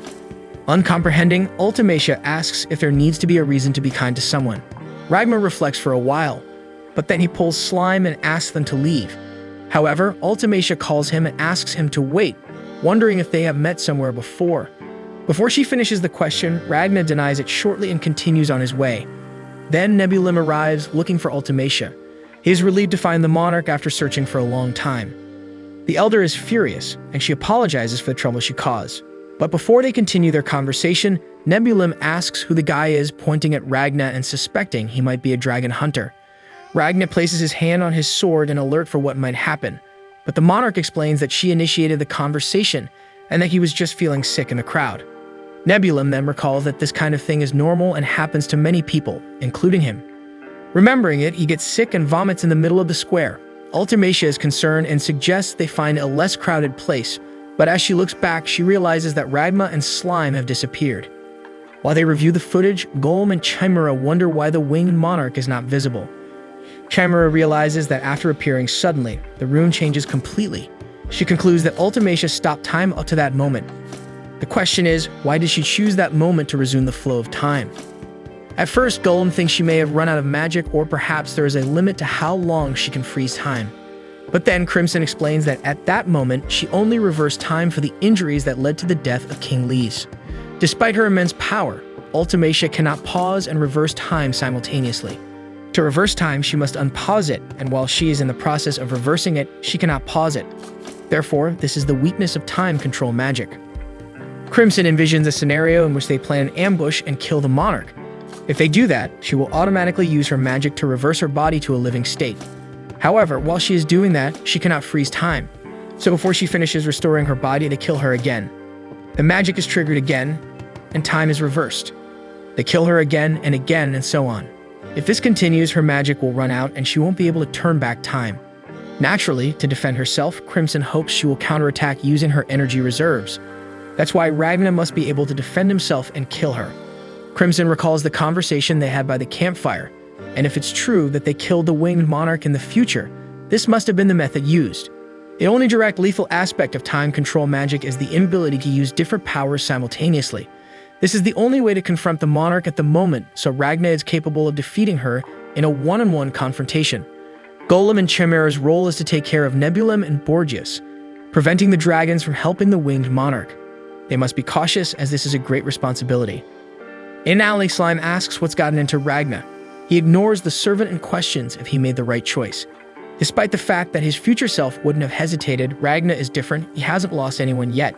Then a representation of Crimson emerges from the shadows and reminds him to stay calm and obey his orders. Although he convinces himself that he made the right choice, Ragna still has a horrible feeling inside him. He asks Slime to transmit a message to Crimson using a communication device. The message is that he found the target. Crimson then goes out alone, leaving Slime astounded. Meanwhile, Crimson realizes that his servants still don't trust Ragna. This is understandable since a new human without loyalty is playing an essential role. However, the mage is not worried because he has been sending subliminal messages to Ragna since the day they met. On the day he gives the order, the hunter will ruthlessly kill whomever he wants. Crimson then receives a desperate message from Slime. The master asks what it's about, and upon realizing that Slime failed to follow all of Crimson's orders, Slime decides to speak out, saying that the stupid human betrayed them. In the square, Ultimacia and Nebulim return the lost child to his parents. She thanks him for the help, and he affirms that the monarch had no selfish actions. Ultimacia asks if that family was included in the list for that night, and Nebulim confirms, saying that the three of them will disappear. The monarch is pleased because this way she can make people inside the barrier disappear without feeling pain. Although escaping death is not possible, pain and fear can be avoided. Ragna listens to all of this and becomes furious. He approaches Nebulim from behind and says he wants to start over. He reveals that the reason he was sick before was actually the fear of not being able to use his power fully to accomplish his mission. Ultimacia apologizes because she had no idea what he was talking about. Then she calls for Nebulim, but realizes that he has been frozen. The petrified dragon's body falls to the ground, shattering into pieces. Ragna wields his sword, ready for the fight, and apologizes to Crimson. If he doesn't fight at that moment, his oath to kill all the dragons would have been in vain. Finally, Ultimacia realizes that this man is her enemy and assumes her angelic form. She begins to invoke her magic, but before she even notices, Ragna hits her with several swords and kills the monarch. Time control magic is activated, and she starts to regenerate her body, but before it is complete, Ragna strikes her and destroys her body. The monarch is thrown away. The citizens are in panic and flee. The magic is activated and the rewind begins once more, but it takes 2.88 seconds to complete. In that time, Ragna kills her once more with his silver sword. Ultimacia is killed so quickly that she doesn't even have time to express her feelings. She decides to counterattack, but Ragna is more powerful and hits her numerous times. He tells her she can rewind time as many times as she wants. The monarch tries to use her powers, but Ragna is much faster, and before she can release her magic, he impales her with his silver swords all over her body. Ultimacia summons a blood blade and threatens to plunge it into Ragna's heart, asserting that when she does so, the transformation will begin in him. She embraces Ragna, consoling the hunter, assuring him that he won't cease to be himself. Still holding Ragnar in her arms, she thrusts the blade through his back, claiming that his worldview will change forever. An intense reaction begins in Ragnar's body. As he screams in pain, his veins bulge and the inside of his body pulses in blue and red. He declares that his body is so hot it burns from the inside and everything irreplaceable to him is gone. Ultimacia tells Ragnar to forget his hatred so that they can live for the sake of God. Among all the things she could do for him, this was the final atonement. Ragnar's transformation intensifies and an image of Leonica appears in his mind, indicating that he will forget her just like all the other things that matter in his life. He realizes what is about to happen and reacts by trying to grab Ultimacia, but she manages to move away. Soon he sees his broken blade on the ground and leaps to retrieve it. Zora and Nebulum react to try to stop him. Kazastra Thrower begins casting a wind magic spell, but Kamui holds his arm, preventing the magic. Consequently, Ragnar manages to lift the broken blade and thrust it into his own heart, piercing his body and removing the blood blade Ultimacia had stabbed him with. He says his life was meaningless, but that he wouldn't let Ultimacia have her way. With the blade in his chest, he falls dead. Members of the lineage realize that Ragna is dead, and some wonder why he didn't accept Ultimacia's kindness. The progenitor admits she was mistaken, and Ragna was not destined to join their lineage. Dying there was his salvation. Disaster Thrower massages his sore wrists and asks what happened. Kenami says he just wanted to enjoy the show. Ultimacia approaches them unnoticed and catches Disaster Thrower's attention, making him startle. She asks him if he can take everyone home through the wind, since wind is not the strong point of the rest of the group. Disaster is embarrassed, turns away from Ultimacia and says of course he can, asserting that the wind is the most grand and elegant means of transportation, especially for a beautiful woman like their progenitor. The monarch smiles and asks a Disaster Thrower to convey her thanks to the wind, and Disaster responds that he will tell it for her. Zora overhears the conversation and comments that Tro is very cute, while Borges mocks, asking when Disaster will be able to talk to the progenitor without acting like a clown. The Wind Dragon begins casting his magic to take the lineage away, but before leaving, Ultimacia tells Kamui that their lineage brings the world closer to what God desires and expresses gratitude to all those who have departed, wishing them to rest in peace. After everything is passed, Slime and Gollum arrive at the battle site. Slime sees Ragna's lifeless body, but being far away, thinks it's just trash someone threw away. Crimson approaches and tells Slime not to touch the body, deciding whether it's garbage or not. Crimson kicks Ragna's body with his foot to look at his back and sees the blade stuck there, realizing that he froze his body to prevent him from becoming a member of the Wind lineage. Crimson asks Golem to carry Ragna back to base, and his servant asks if they will dissect the found body, but Crimson says he will revive the dead because he seems interesting.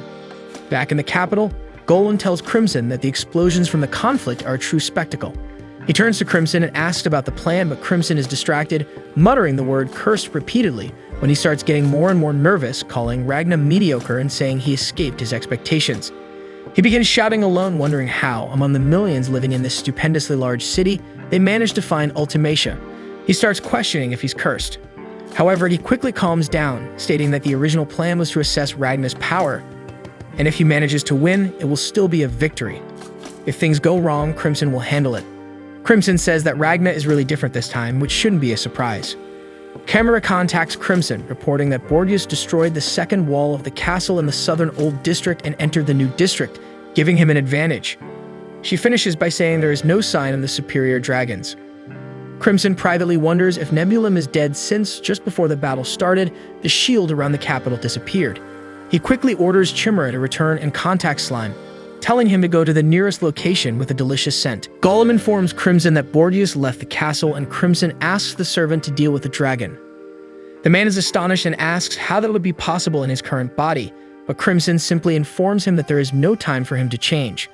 Gollum regrets not being able to use his combat body because it was limited and dangerous to face a dragon of Borgias' caliber, but he complies with the order. He climbs onto the parapet and timidly says that it may not be possible to kill Borgus, but Crimson replies that he just needs to delay the dragon. Golem reminds Crimson that the installation is complete but hopes not to have to use it and sets off for the mission. Crimson remembers that all the orders he just gave will be useless if Ultimacia does that. Scenes of the fight between Ragna and Ultimacia flash in her mind as she states that she wants to see if Ragna can really press the monarch so much, calling him a mediocre man. Within Crimson's thoughts, the head of the winged monarch appears, questioning if she has already died many times. Almost disintegrated by Ragna's blows, she worries about not having enough time to come back, fearing dying definitively. As she is about to be completely destroyed, Borgus appears, apologizing for the delay. He announces that he will drain all the blood in the castle and fire his cannon. He apologizes again when he warns that his leader will be hit in the explosion because Ragna cannot be defeated without drastic measures. Before he can fire, Borgus is surprised and his cannon is cut in half by an unknown attack. Golem at a distance fired at Borgus' cannon and mocks the dragon, saying Borgus was excited for nothing. Golem jumps and sees Ragna fighting Ultimacia, concluding that he can really defeat her. However, Ragna is surprised by a counterattack from the monarch. Ultimacia casts a restriction barrier on Ragna, preventing him from moving. Nebulum is injured on the ground, noting that the silver's freezing power of this enemy is off the charts, realizing he went from dead to nearly dead. Very weakened, with part of his left arm cut, he tries to motivate himself to endure a few more minutes and struggles to get up. Elaborating a strategy in his mind, he reflects that he just needs to buy enough time for Ultimacia. The monarchs, slowly restoring her body, thanks Nebulum, expressing gratitude, relief, and sadness, announcing that she will go back 3.1 seconds in time. As a precaution, she invokes the repugnant life force that flows from her blood in the form of hundreds of blood dragons and tries to envelop Ragna. Ragna, in turn, reacts with the silver full power, and the restriction barrier begins to break. Nebulum sees the monarch's barrier breaking and realizes he needs to act quickly. He declares that he will sacrifice his life and tries to endure a few more seconds, but Slime calmly approaches and swallows him, giving the restriction barrier enough time to break completely.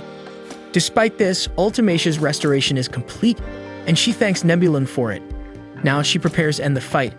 She concentrates to summon creation, but Ragna reacts quickly, hitting her with the silver flight. The monarch's body disintegrates almost completely again, but a vision of Kamui invades her mind. He calls her weak for a dragon monarch, criticizing her for taking 1 to 2/10ths of a second to stop time, saying that in their world, a tenth of a second is the difference between killing and being killed. Ultimacia asks Kamui who they are, referring to his words. Kamui asks if it's not obvious, answering that it's him or anyone else who has reached an insane level of power. With a powerful kick, Ragna throws the rest of Ultimacia's body out of the capital, saying that he doesn't need to hold back anymore, and begins to punch the winged monarch. While the blows happen, Kamui continues to talk to Ultimacia in her mind, saying that if she ever faces someone very strong, he wants to be by her side to support her. But if he isn't there, she should use the foolproof card she has up her sleeve. She just needs to remember and execute the trick.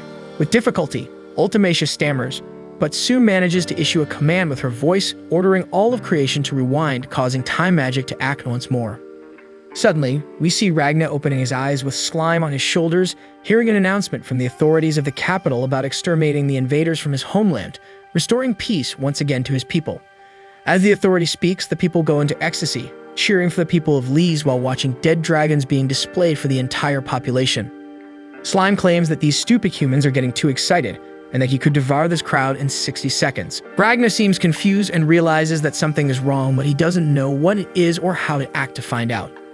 Ultimacia appears beside him, saying that she has already stopped time and that it takes an enormous amount of magic to turn the world back, so she rarely does it. She concludes that he is a very big threat, so it needed to be done. Ragna was such a big threat that she felt death approaching. That said, she informs him that the battle is over, but quickly corrects herself, saying that the battle hasn't even happened yet. She questions how to deal with him and who he really is, that the deep hatred he felt for her was evident, and wonders when she caused this hatred in him. The monarch laments, thinking that she will never know the reason, and concludes that it is in this inner world that Ragna will face his death head-on. Simply raising her arms, she levitates the entire population of the capital, frozen in time, playing with them as if they were dolls. But she asserts that she won't stoop to cruel killing, even if they are people who disdain God. She continues, saying that when Ragna was low on brain matter, he was honorable and fought alongside the people, and asks him who the child he carried on his shoulder was, suggesting that Ragna and Slime had a friendship as Slime was affectionately seated on Ragna's shoulders. The monarch begins to utter a phrase involving slime and removing the boy, but before she can finish this threat, Ragna moves a finger of the hand holding his sword, and the sound of the blade startles the monarch, who steps back a few steps. Unbelieving in what she was seeing, Ultimacia wonders how it's possible for Ragna to move as she didn't feel time turning back. Nebulum appears in his dragon form and delivers a punch that sinks Ragna and Slime into the ground. Nebulum's enraged eyes show his hatred as he repeatedly punches the dragon hunter. Even taking these blows, Ultimacia sees that Ragna is not moving, so she presumed that his movement was just in her head, and she is relieved. She corrects herself, saying that, as a progenitor, she cannot allow such a thing to happen. The monarch approaches Nebulum and asks the dragon to stop his blows, noticing that his arms were covered in various burns. Nebulum's punches and opened a hole in the ground, and in that hole she saw a puddle of the purple liquid. She says that the liquid seems to be an acid that dissolves their bodies, and that this seems to be the true nature of the child. She concludes that it will harm them if they accidentally touch the acid. Nebulum is concerned and questions his progenitor as Ragna was still alive and was a great threat. Ultimacia agrees but rebuts Nebulum, saying that she has tested various abilities in her last fight against Ragna, but he broke through all her defenses and her attacks were ineffective against the hunter. Furthermore, she shows the dragon that even though he has now beaten Ragna without him resisting, no injury was fatal, as if Ragna's body were a powerful silver sword. Even though Ragna wasn't wielding silver, she imagines that he carries the source of this power within his own body. His power is incredibly resistant to magic, and it seems that only a magic with world-destroying power would be effective against him. As they are weakened by the sunlight, Ultimacia asserts that it would be difficult to defeat Ragna in these conditions. Ultimacia contacts Borgias and asks him to deliver a message to King Femidles, as she wants the king to unleash light on Ragna. She believes that the offensive function of the barrier will be much more effective than a magical attack. Borgias accepts the mission but warns his progenitor. There is at least one more enemy present besides Ragna. Ultimacia responds that she will deal with him after she deals with Ragna. The progenitor turns to Nebulum, who is visibly shaken by the difficulty of the situation. She motivates him, saying that she will always depend on him and what is to come will not change that. She asks him to put up a barrier to protect the people in the surrounding area because the range of the light attack may exceed what she can anticipate. Crestfallen, Nebulum understands and withdraws while his leader looks again at Ragna. She feels strange about it, but she knows that she has developed affection for Ragna, even though he's an enemy now, as if it were a diluted version by those of her bloodline. As Ragna killed so many dragons, a monarch feels disloyal for having developed this affection for the hunter, and she promises to forget this feeling when she has killed him. Already resigned to her affection for the enemy, she steps back and wishes that he has a painless and peaceful death, bidding farewell to his paralyzed body. Memories of old duels between Ultimacia and Ragna emerge from the blood blade she thrust into his heart to the transformation he prevented from taking over his body. Every time he was attacked but never gave up, resisting magics that everyone thought impossible to survive, as if he could move his body only with the strength of his promise to annihilate all the dragons in the world. During one of these memories, Ragna surprises Ultimacia by standing up after a devastating blow, swearing that he won't let the opponent live. She doesn't believe he is moving during her time control magic. She tries to push him away with magic, but it seems that nothing can hold him. Meanwhile, she remembers that now, in addition to King Lys, the only people in the world that she allowed to move are others who share her blood. In another memory, Crimson appears, saying that the monarch can choose to exempt people from the effects of stopping time, people like the members of her own bloodline. Soon the scene returns to the battle between her and Ragna, where the hunter can move freely despite time control. Nebulum tries to protect his leader using the strongest enhanced protective barrier he could invoke, but Ragna easily pierces the defensive magic. Ragna approaches the winged monarch and asks how she can cower with so many deaths at her hands and attacks her with numerous strikes of his conjured sword, cutting Ultimacia into pieces. She manages to turn back time again, but once again, Ragna is in full condition to move, which despairs Ultimacia. With Nebulum in her hands, she tries to devise a strategy in her head, but her possibilities seem to run out as all her actions are overcome by Ragna. Fearing death, she despairs and calls for Camus. Ragna is about to eliminate his two enemies when he is brutally interrupted and starts bleeding absurdly. He realizes that using too much of his future power had serious consequences on his body, unable to continue the fight and falling to the ground.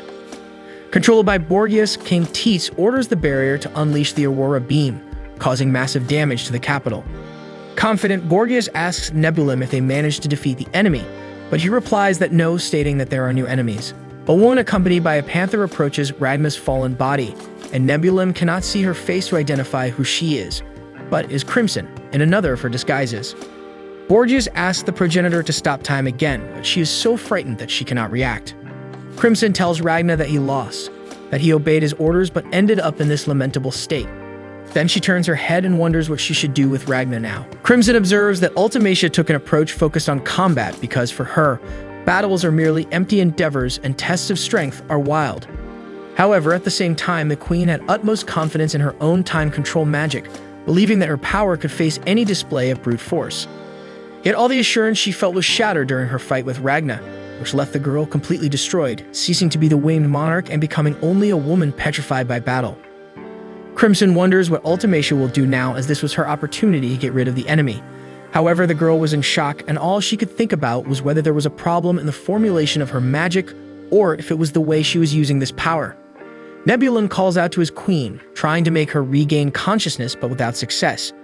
Borgias also tries to call her name, even though he's far away, but all the girl can think about is whether she should try to use her magic, even though it failed. In an act of desperation, Ultimacia unleashes a huge light around her.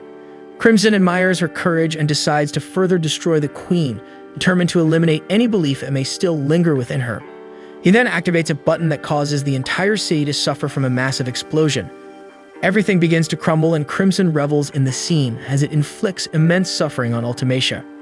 All the people whom the winged monarch wished to give a peaceful and painless death ended up meeting a horrible fate of chaos, suffering, and panic, exactly the opposite of what she wanted. Crimson caused massive destruction, aiming to expose what lies behind Ultimacia's mask of compassion.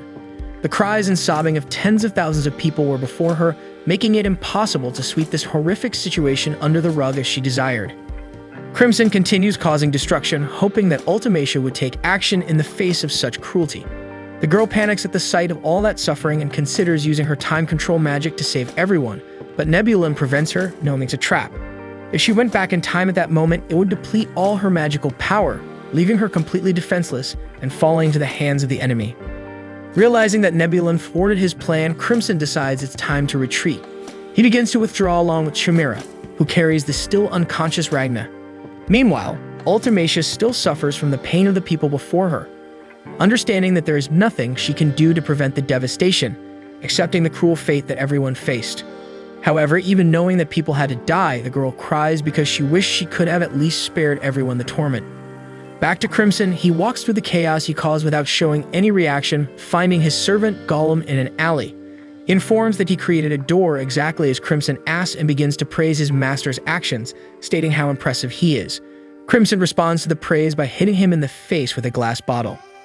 He says that the Great Clock Tower should also have a bomb implanted, and there weren't enough explosions on the castle walls, asking why this happened. Gollum apologizes and explains that there are many places in that area he likes to visit, but Crimson is not pleased with the response and injures his servant again with a glass bottle, saying that if the devastation had been greater and more fatal, Ultimacia could have fallen into the trap and used her magic to go back in time. Gollum apologizes again and thinks that he was afraid Crimson had changed after meeting Ragna for no reason, as he continues to be the same boss as always.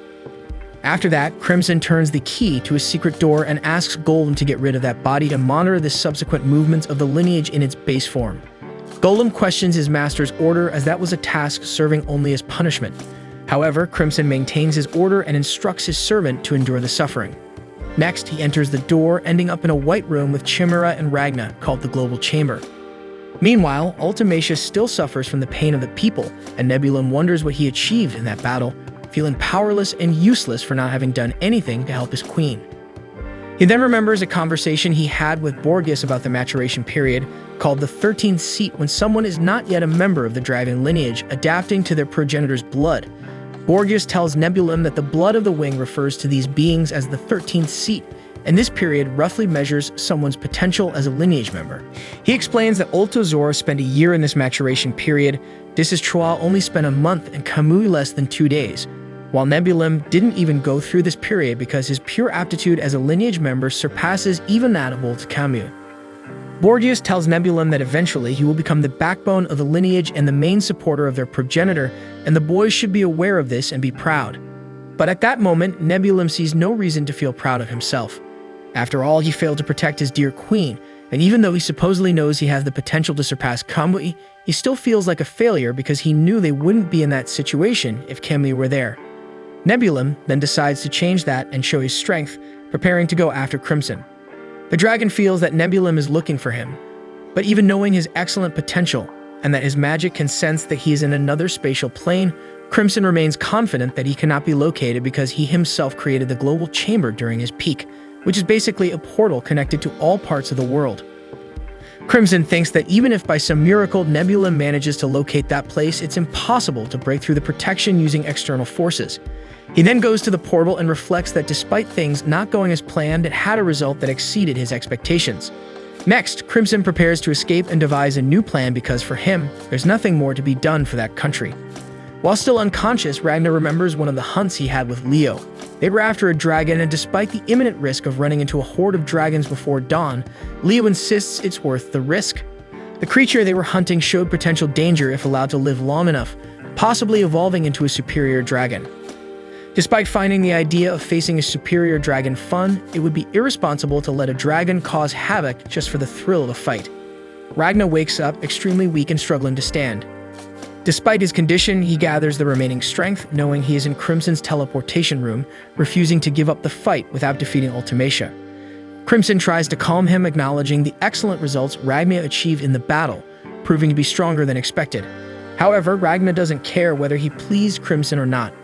All that matters is that the winged monarch is still alive. Ragnar activates his silver power, and Crimson quickly orders Chimera to stop him. She restrains him, and the dragon scolds the boy for attempting to destroy the place when he notices Ragnar cause a small crack in the room. He hurries to use the teleportation, but at that moment, Nebulum appears. Crimson acknowledges underestimating the boy and attempts to escape, but the portal is closed due to damage to the room. Furious, he orders Golem to attack the enemies. His servant outside shoots Nebulum, severely injuring him. However, Borges retaliates with a massive fireball. Ragnar finally frees himself from Chimera, and he and Nebulum vow not to let the enemy escape. Crimson becomes irritated seeing Ragnar helping the dragons ruin his plan, but the boy doesn't give up the battle, increasingly activating the power within him. Crimson starts to dream of a conversation he had long ago with a girl. She says there won't be peace even after the war, but she would like to continue living with everyone else. A military training field in the northeast of Lys, a princess named Starlia Lys eats dragon meat, reflecting on the absence of dragon attacks. The major calls her and she goes to him. He questions the princess eating dragon meat, but she defends it as retaliation as dragons feed on people. Owonin calms her hair while Major Isaac Stern explains that the teleportation circle they prepared underground attracted someone. The princess asks if it's a dragon, but he believes it's not, yet wants her to judge with her own eyes. They have captured Crimson, who, being taken as a prisoner, thinks about their misfortune of being expelled from the glow chamber and ending up in an entirely different exit than expected, blaming Ragnar for their situation. Crimson is taken to where Princess Stalia is. She welcomes him and asks for a detailed explanation of what happened from one of her men, Fu. He reports drawing the magic circle, and two guys appeared suddenly. Despite this, there was no damage to the circle and their mission was unaffected. The princess finds humor in the situation but realizes someone else appeared with Crimson and asks where that person is. The Major explains he is in critical condition, not able to speak, but they confirm through a blood sample that he is not a dragon. Isaac allowed the boy to receive medical treatment in exchange for Crimson answering all their questions. Stalia decides to deal with Crimson first, asking him to eat a piece of meat as a sign of goodwill. Crimson is taken aback but can't refuse in that situation. After some time, he thanks her for the food and takes a bite of the meat. Later, the princess reveals that it's dragon meat she hunted herself. Crimson immediately vomits the food, thinking about how strange Starlia is. She was born without arms, but her eyes could sense the aura emitted by all things. Thanks to this ability, since infancy, she could move objects freely, controlling them with her power, even without arms. The first time she did it, she moved a set of cutlery, earning her the title of Princess of Cutlery by her people, who believe she's a miracle granted to the world by the sun god. The girl's fame is so widespread that half the world knows about her. At 6, she defeated 3 lower dragons. At 7, she hid her identity to compete in a combat tournament, which she won. By 8, she killed a horde of dragons, including 2 medium ones. However, the princess didn't stop there. At 9, she thwarted a coup attempt by a general, and after turning 10, she used her special abilities to develop silver equipment, quickly becoming a master craftsman. Currently, at 16 years old, she commands the Argentum Corps, a combat unit with equipment she created herself capable of killing even Dornia, a superior dragon. However, Crimson's hatred for Stalia is not related to her strength, but to the fact that she is extremely difficult to deceive. The princess states that she will begin the interrogation and asks Crimson to answer carefully because lies won't fool her. Stalia then asks who he is and how he arrived at that location. Crimson thinks that this is an opportunity to resolve the entire situation since he knows that the Argentum court is planning to escape the country through the teleportation circle. They are being pursued by Ulto, Zora, and Terra Tectra, two superiors they cannot face, leaving only the option to flee. In this situation, their objective aligns with that of the dragon. The problem is Stalia's starry eye is receptive to aura, which contrary to popular belief doesn't mean silver but all life since all beings produce their own aura. It's challenging to deceive Stalia, who can see changes in aura accompanying the emotions of a being and use this ability to determine the sincerity of people. Crimson thinks that a good way to handle this problem is to include a lot of truth in a small act, though it's quite challenging. It's a way to deceive the princess.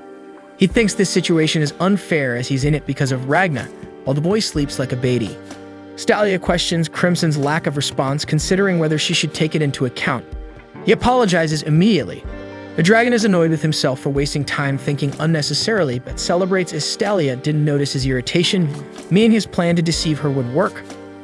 Crimson then reveals his dragon eye to everyone and begins to use his acting talent to deceive the princess's eyes. 7 years ago, we see Princess Steria talking to a lieutenant colonel. The man seems uneasy about the girl's presence and asks what she wants. The princess then says she wants to eliminate him, and that's exactly what she does, with a smile on her face as if it were a child's play. This was the story Crimson learned about her. As this incident was committed publicly, people thought the child was a bit crazy. However, after investigations, it was discovered that the man was an infiltrator from an enemy country preparing a coup. When asked how she knew, Steria simply replied that she only needed to look at a person to know if they should be eliminated. In the present, everyone is surprised by Crimson's dragon eye. Deep down, he knows it was the right choice because these people are familiar with magic. Many humans born or becoming mages have some non-human part in their bodies. In his case, the eye adds credibility to the lie. Faced with a woman capable of sending him to his demise if she suspects anything, there was no other way out of this situation. Crimson introduces himself as Krish Weiss, a mage who hides his identity and works as a pharmacist. When asked about the situation in the capital, he puts on a frightened expression and says everything was going well until there were explosions. While saying this, Crimson controls his emotions, subtly reflecting in his aura, showing that he is afraid and hiding some things. About the capital, he mentions many explosions at once and she doesn't know the current situation because she was trying to evacuate with an injured companion using teleportation magic. Hiding that the explosions were his fault, Krish says it was when they suddenly found themselves in the magic circle. One of the men questions how the mage learned magic since no one does it alone. The guy suggests she deserted the Sun sect, but this aligns with Crimson's script. Now is the time to show some uneasiness. He pretends to be concerned, saying he never belonged to that elite. The guy concludes that he is right, commenting that the sect does not tolerate deserters, so it's no surprise he wants to flee to a country outside their influence. With this, the redhead thinks he has imposed his identity since the Sun sect is the only human faction capable of facing higher-level dragons. This leads him to believe the conclusion of this situation is for them to accept him as an advisor to the group due to his supposed past. However, it won't be that easy. Staria says he lies very well, mixing lies with real facts. She mentions her ability to detect liars because her eyes see a person's aura, perceiving fluctuations caused by strong emotions. This is not true, as with training, aura can be controlled. What she sees is the color of the aura. Honest people have a blue aura and dishonest ones have a red one. This makes it very difficult to deceive her. In Crimson's case, the aura is not red, it's actually very blue, but it smells really bad. This comment surprises Crimson, but he continues trying to talk his way out of this situation. Suddenly, the princess puts the broadsword in front of him and he pretends that she always offers equipment to people who please her. The redhead falls for it and puts his hands on the hilt. However, this confirms what the princess already knew. Staria says she was born without arms but compensates with this silver equipment. The power of the equipment allows her to see people's nature much better than with her eyes. As an example, she talks about the guard next to her, who looks too serious. But that's his true nature. He is too serious. It's so noticeable that it becomes transparent. As for the man in the back named Garm, the sword wolf, who taught the princess to fight, she sees that the sword and the man seem to be one, the result of years of training. With all this, she concludes that a person's true nature encompasses all their experiences and cannot be hidden. About Krish's nature, when she looked through the sword, Steria only saw death and darkness. Having said that, the girl asks how many people Krish has eliminated and also determines that the explosions in the capital were caused by the mage. Crimson tries to deflect, but it doesn't work. Also, there's no way to seek intercession from the princess's followers as they are entirely subservient to her. Steria prepares to attack, saying she is happy to have met this person and to be able to eliminate her. Outside, Crimson screams in despair, but inside he is fine because there's no way to die anyway. After the elimination, he can hide in their base and wait for the opportunity to escape with Ragna. Suddenly, when the broadsword is about to hit Crimson, Ragna appears and holds the blade with one hand. He says he won't let them take his prey and throws the sword aside. Despite not knowing what's happening, Crimson thinks Ragna has messed up something again. At this moment, the nerd wonders how the boy managed to infiltrate and notices Garm lying there. Out of nowhere, the princess also falls to the ground, completely astonished. While the governess tries to help her maintain composure, Ragna asks what Crimson did to the princess, but the redhead says this time it's on him. Anyway, the guy thinks he didn't do anything either. The truth is, the princess sees Ragna as a giant sword with arms and legs. This infuriates the followers and they attack, but for Ragna, it's not even a challenge. Steria is still impressed that he merged with the silver aura, a sign that he is beyond the peak of swordsmanship. Seeing how the princess looks at Ragna, the governess recalls when she announced the end of the detention after the incident years ago, and the girl revealed that she barely noticed the time passing while forging a sword on her own. While the girl boasts of having a talent for forging, the woman says the incident scared off all the princess's suitors. Steria doesn't care because she never intended to marry, but the governess has the duty to take care of the princess's education. She feels like she's training a wild animal. The truth is, when the girl gets married, she will receive a handsome reward and will be able to enjoy life the way she deserves. Saying that, the girl suggests finding an absolutely incredible suitor for her if the governess is so eager to see her married. Back to the present, that's exactly what the princess sees in Ragna, admiring his muscles and scars in addition to the silver aura.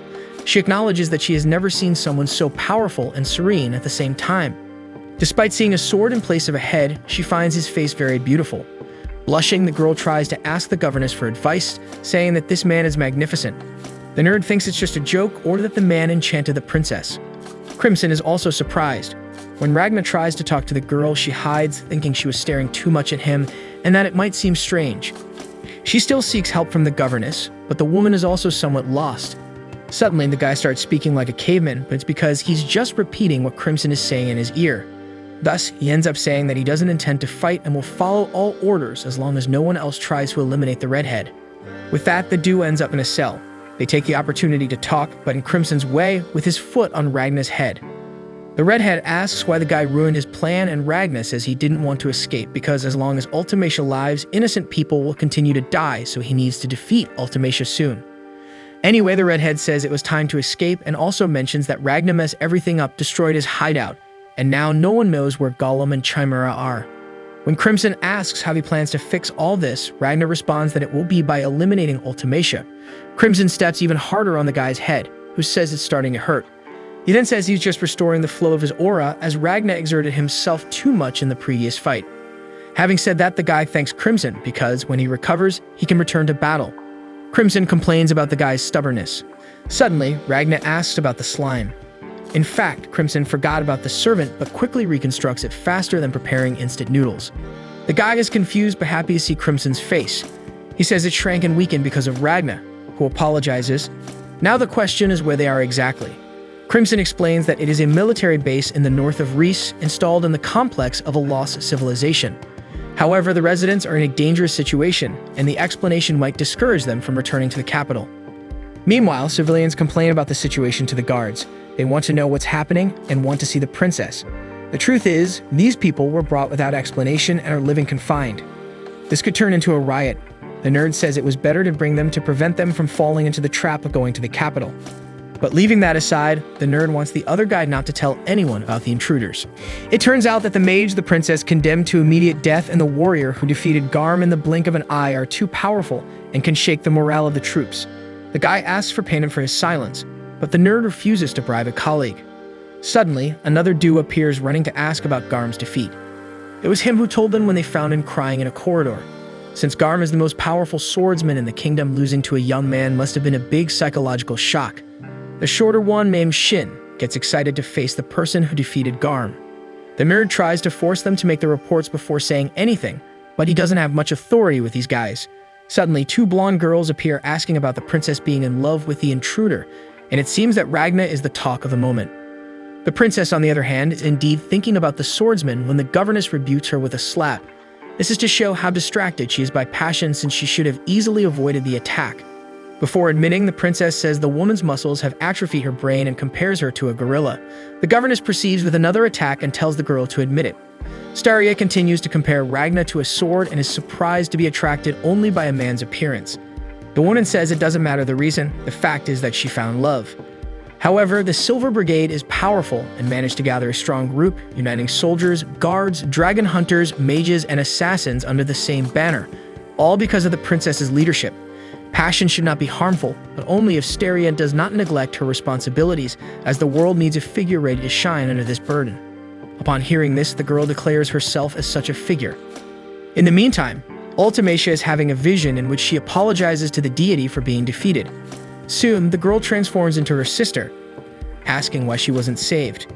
She wakes up from this nightmare and tries to use her time control power, but can only freeze for a few seconds. Next week, we'll have more of this anime as soon as the new episode is released, so go ahead and subscribe to the channel, and don't forget to hit the like button below to support this video. See you guys.